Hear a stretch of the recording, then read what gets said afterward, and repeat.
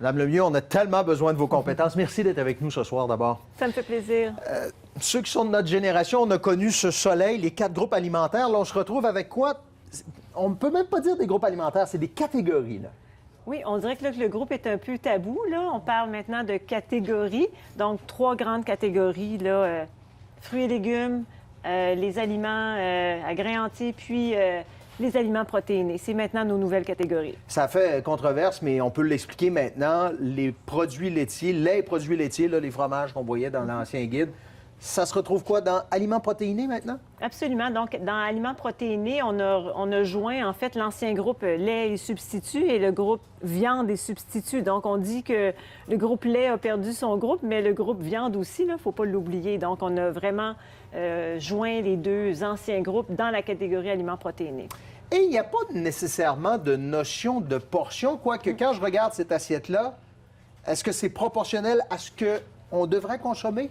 Oui, en fait, c'est ça. Il n'y a pas de notion de portion, mais on a mis de l'avant la notion de proportion. Donc, c'est vraiment l'assiette, elle nous dit la moitié, dans nos repas, on devrait là, avoir dans notre assiette à peu près la moitié de l'assiette qui est remplie par les fruits et légumes, un quart par les aliments à grains entiers, puis un quart par un choix d'aliments protéinés. On va un petit peu plus loin, cette fois, dans le guide alimentaire canadien, puis ça, c'est une nouveauté, c'est qu'on va dans la notion de préparation des aliments et des habitudes alimentaires.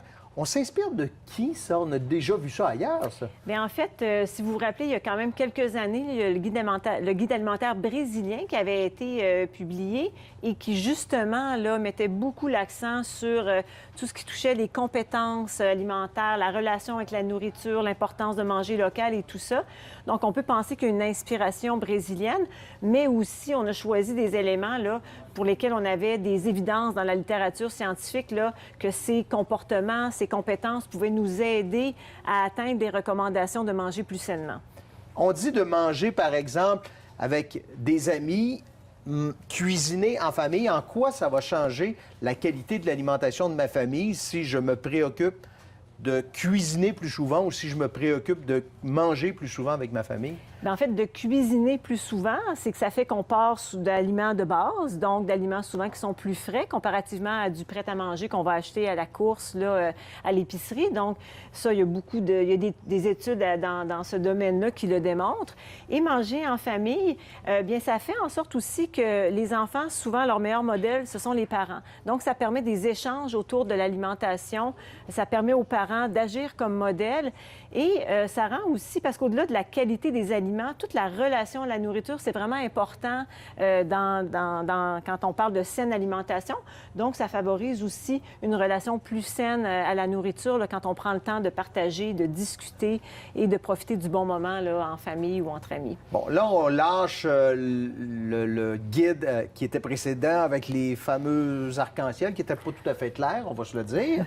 Ça change quoi pour vous maintenant, ce nouveau guide-là? Bien, comme moi, comme chercheur, oui.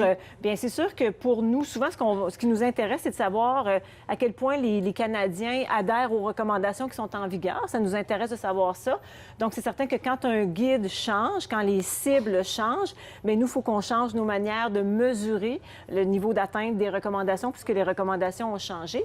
Et aussi dans l'enseignement, là, bien entendu, comme professeur d'université, bien, c'est certain que pour les étudiants, les futurs nutritionnistes, bien, ça fait en sorte qu'on va maintenant changer notre manière. Bien, le guide alimentaire, on va devoir le présenter là, dans sa nouvelle mouture. Et tout ça est un travail de communication pour Santé Canada. Les premiers à l'appliquer, bon, d'abord dans les écoles pour l'enseignement, par la suite dans les hôpitaux notamment? Oui, bien en fait, tous les gens qui sont en charge des politiques alimentaires dans les écoles, dans les hôpitaux, c'est certain que ça va être les gens ciblés puis que, je le souhaite, seront bien accompagnés pour mettre en œuvre, pour mettre en pratique ces nouvelles recommandations. Parce que même si on est excité aujourd'hui, c'est une grande journée, bien, ce qui va faire le succès du projet, c'est si on réussit à faire en sorte que les gens adhèrent puis embarquent dans le projet. Donc, c'est ça le grand défi, je pense, pour les prochains mois, là. Bon, apprenons maintenant à parler de 3 catégories alimentaires plutôt que de 4 groupes alimentaires. Madame Lemieux, merci beaucoup. Ça m'a fait plaisir.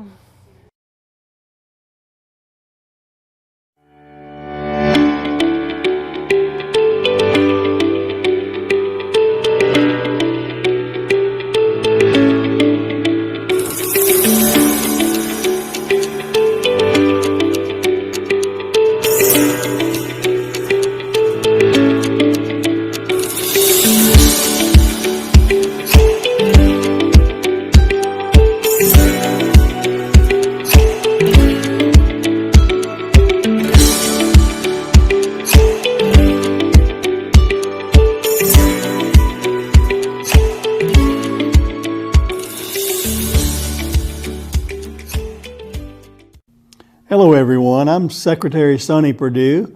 I'd like to welcome you to the launch of the 2025 Dietary Guidelines for Americans, the nation's leading food and nutrition guidance. Today we're joined by our partners in developing the Dietary Guidelines, the United States Department of Health and Human Services. Together we're excited to present the newest edition of our nation's dietary guidance. These guidelines represent many years of hard work and dedication that reflect increased transparency, engagement, and robust science-based guidance. I want to thank all who have followed us through this process from the very first day.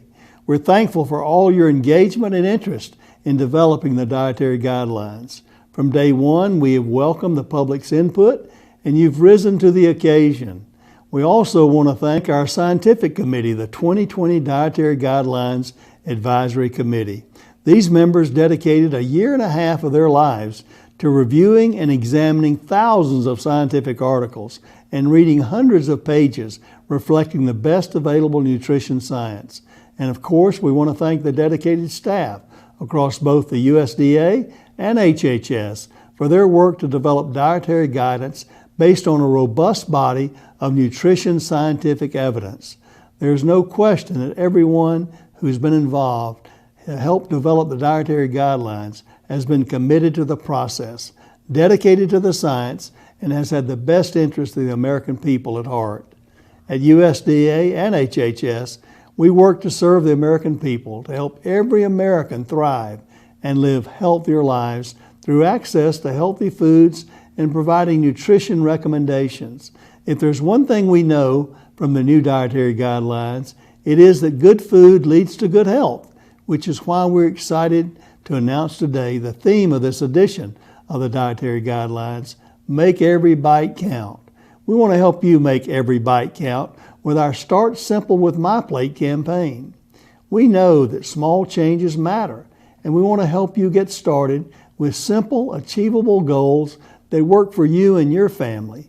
With the release of the Dietary Guidelines, we've taken the very important step to provide nutrition guidance that can help all Americans lead healthier lives by making every bite count.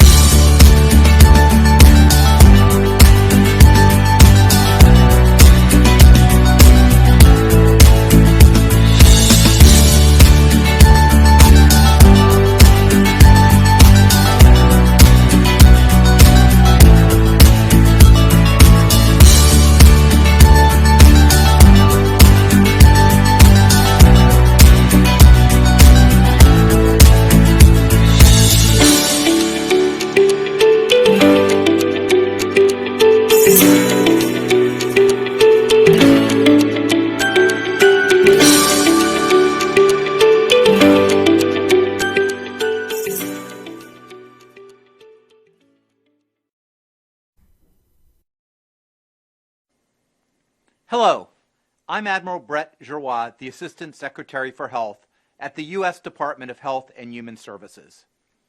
As USDA's Secretary Perdue said, today is about the science and how we utilize the best available data and evidence to develop meaningful guidance that will empower millions of Americans to lead healthier lives.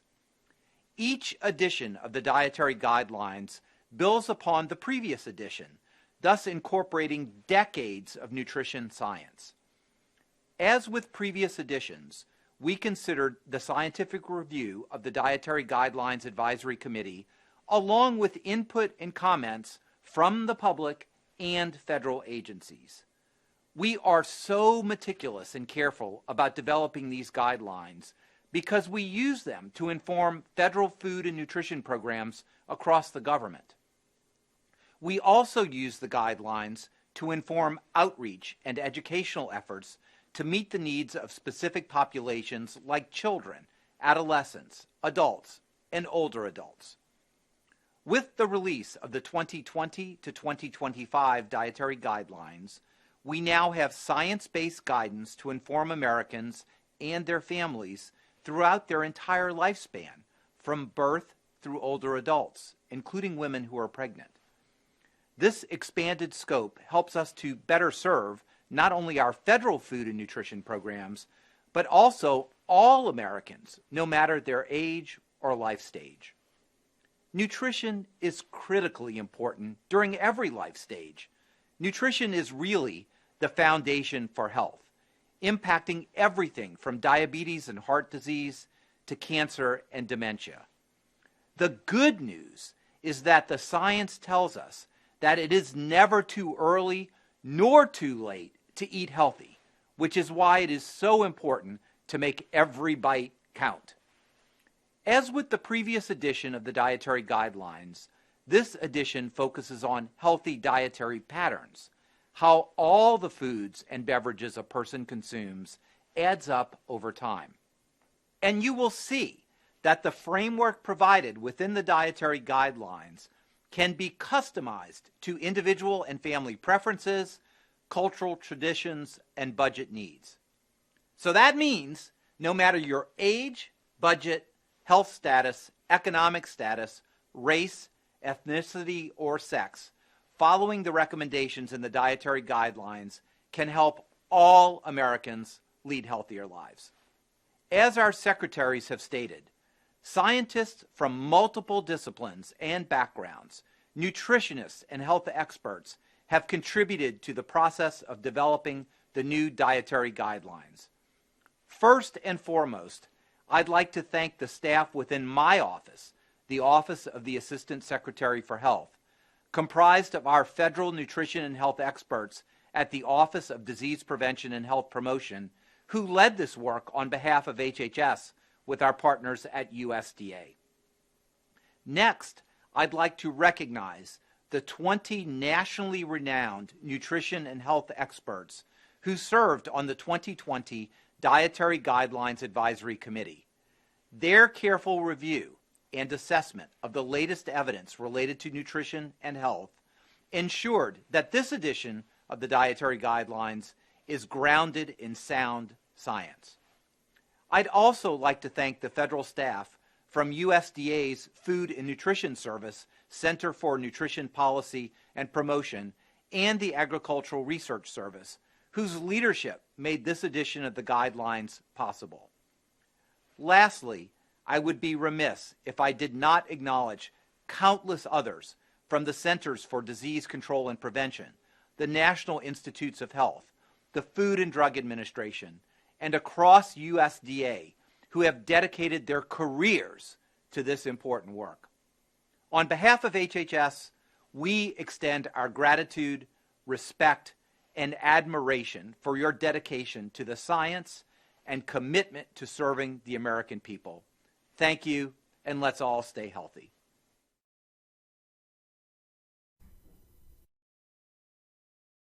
Hello, and thank you for joining us today for the launch of the 2020 to 2025 Dietary Guidelines for Americans. A big thank you to our team at USDA and our partners at HHS for their hard work throughout this process. Together, we have been working on the development of this edition of the Dietary Guidelines for more than 3 years. I am Brandon Lips, Deputy Undersecretary for USDA's Food, Nutrition, and Consumer Services Mission Area, and I am happy to have you join us today as we unveil the 2020 to 2025 Dietary Guidelines for Americans. Today is about the American family, ensuring that the best food and nutrition guidance can be provided to every family across this great nation. Secretary Perdue's motto, as many of you know, for USDA is to do right and feed everyone. And at the Food and Nutrition Service, or F&S as we call it, we take that one step further by ensuring that folks have access to education around how to build a healthful diet. In doing this, we are accomplishing our goal of moving the families we serve forward. At F&S, we move families forward by ensuring that all of our programs are delivered through a human-centered approach that meets families where they are, providing not only access to adequate nutrition, but the education and guidance they need to put them on a pathway to sustainable independence and positive health outcomes. Moving families forward is about families across this great nation taking one step each day to be better off than they were the day before. And that's an underlying message in this, our 2020 to 2025 Dietary Guidelines. We want to help all Americans move forward in dietary health by helping them start simple and learn how to make every bite count. But we're not alone in this endeavor. Our friends and colleagues at HHS have similar programs that serve millions of Americans each and every day. And the Dietary Guidelines form the basis for all federal programs related to nutrition. So this launch is essential to ensuring we are delivering services to the American public based on a body of nutrition science that will help Americans lead healthier lives. We want everyone joining us today to know that USDA and our partners at HHS are working hard for you. And the Dietary Guidelines are a great example of our dedication to the American public and to their health and well-being, not only for today, but also for the future. But we want you to know that we are thinking smarter, not harder. We are not only collaborating across the federal government to make an impact on American families, but we're also bringing along key partners to help us out, especially during these challenging times. At F&S, we work with many partners across the food and health sectors, and we all have the common goal of helping the American people better their health by applying the science-based nutrition guidance found within the Dietary Guidelines for Americans. We thank our many partners for their dedication to the American public and their tireless commitment to communities across this country. We recognize that our partners are critical to helping our American neighbors make every bite count. Public-private partnerships have proven how we can all come together to move families forward. But families at home don't have to wait. They can get started today. At USDA, we have a wealth of free resources at myplate.gov. The Start Simple with My Plate initiative provides tools to help Americans create healthy eating habits by starting simple and building upon those goals over time to set them on a path towards healthy eating.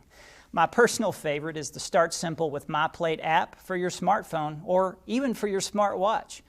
As you achieve new goals, you can even participate in fun challenges and earn badges. There are a lot of great resources on myplate.gov ready for you today, for you and your loved ones to check out and get started in a way that fits your lifestyle. As the Dietary Guidelines say, it is never too early or too late to start eating healthy. Please know that USDA and HHS will be here for you, supporting you through our federal nutrition programs every step of the way. So thanks again for joining today's program. Up next, stay tuned as our team presents to you the 2020 to 2025 Dietary Guidelines for Americans. Thank you.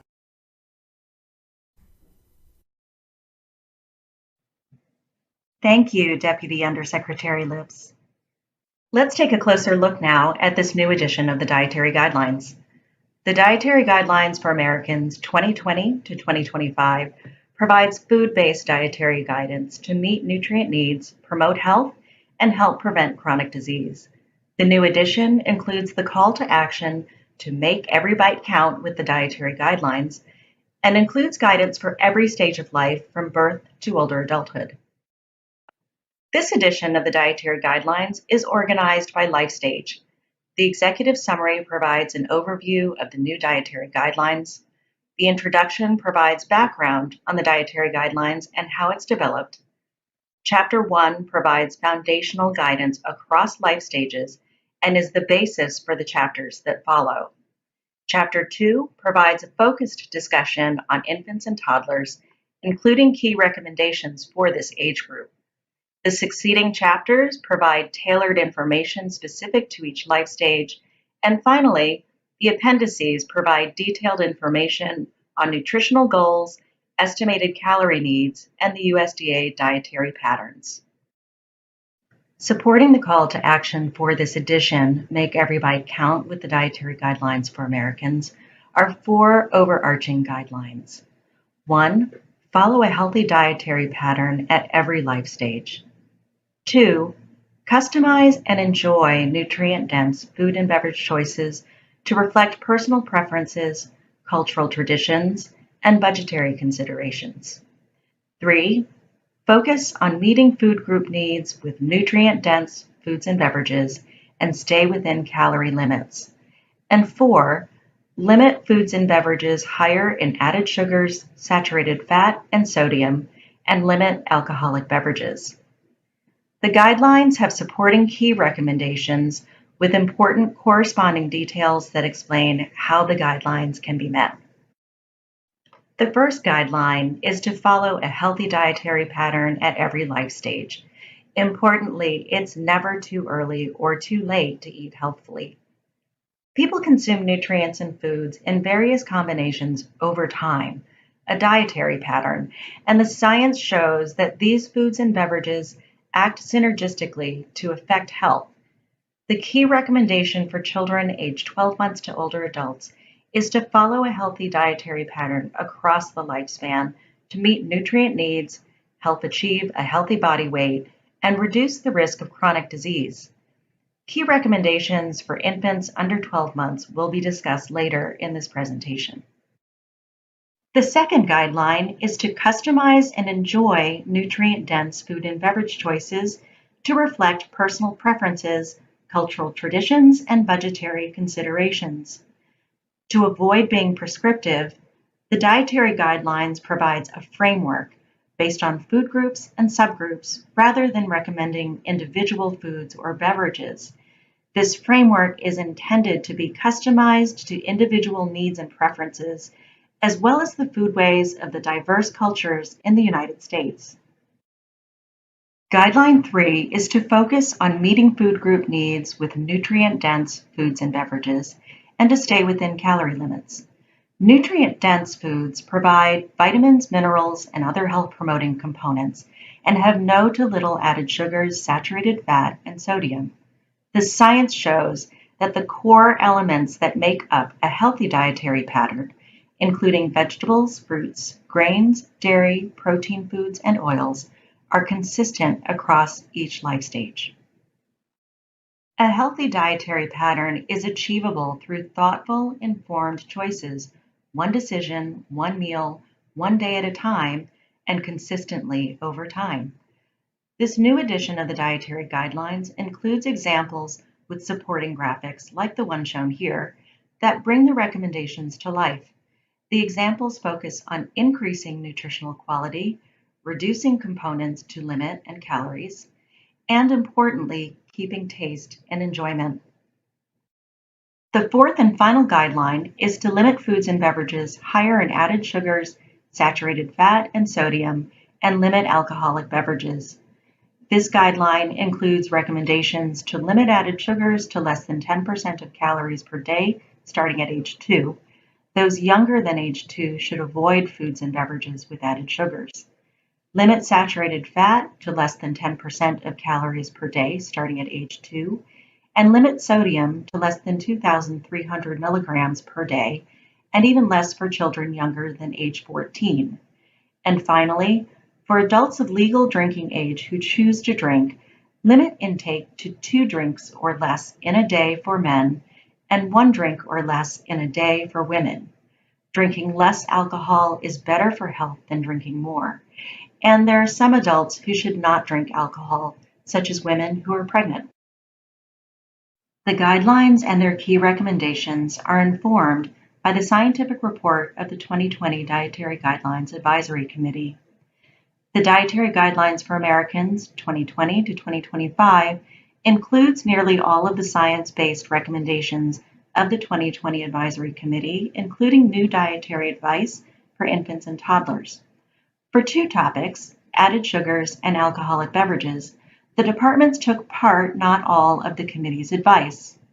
The Dietary Guidelines emphasizes the importance of limiting intakes of added sugars and alcoholic beverages, but does not include changes to the quantitative limits as recommended by the committee. The evidence that the committee reviewed supports the need to continue to limit intakes of added sugars and alcoholic beverages to promote health and prevent disease. However, there was not a preponderance of evidence in the committee's review of studies since the 2015 to 2020 edition to substantiate changes to the quantitative limits for either added sugars or alcohol at this time. USDA and HHS encourage continued research on these topics and plan to monitor these in the future. Now let's take a closer look at Chapter 2, Infants and Toddlers, and the key recommendations for this life stage. The time from birth until a child's second birthday is a critically important period, not only for growth and development, but also for establishing lifelong healthy dietary patterns. Human milk feeding alone is the ideal form of nutrition from birth through about age 6 months.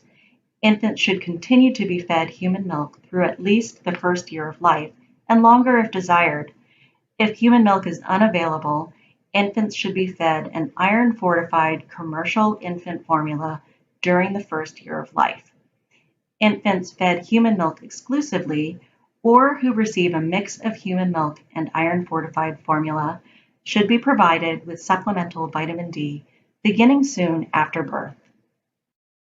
Once an infant is developmentally ready, at about 6 months of age, nutrient-dense foods and beverages should be introduced to complement human milk feeding.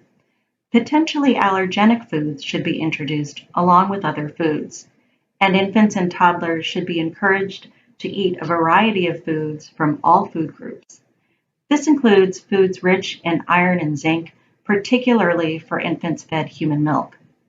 Infants and toddlers should avoid foods and beverages with added sugars and limit foods and beverages higher in sodium. As infants grow into toddlers, the goal becomes establishing a healthy dietary pattern and transitioning to a healthy family diet by age 2. The remaining chapters of the dietary guidelines provide guidance to follow beginning at age 2 and through older adulthood. Each chapter focuses on one life stage and includes the healthy U.S.-style dietary pattern at relevant calorie levels, an overview of current intakes compared to recommendations, a discussion on special dietary considerations, and resources to support healthy eating. People at any stage of life can benefit from moving to nutrient-dense foods and beverages across all food groups in recommended amounts and within calorie limits, and this can be accomplished with choices that reflect personal preferences, cultural traditions, and budgetary considerations. The bottom line, for lifelong good health, make every bite count with the Dietary Guidelines for Americans. For a digital copy of the Dietary Guidelines for Americans 2020 to 2025, please visit dietaryguidelines.gov. The website also has online-only supporting materials, including a consumer brochure, infographics, the slides from this presentation, and food source lists. Additional resources for healthcare professionals will be coming soon, including downloadable graphics and presentations describing guidance for each life stage. USDA's Start Simple with My Plate campaign is an additional resource to help Americans put the dietary guidelines into practice. For more information, visit the newly launched myplate.gov website. Thank you for joining us today, and thank you for all you're doing to help support healthy eating and our nation's health.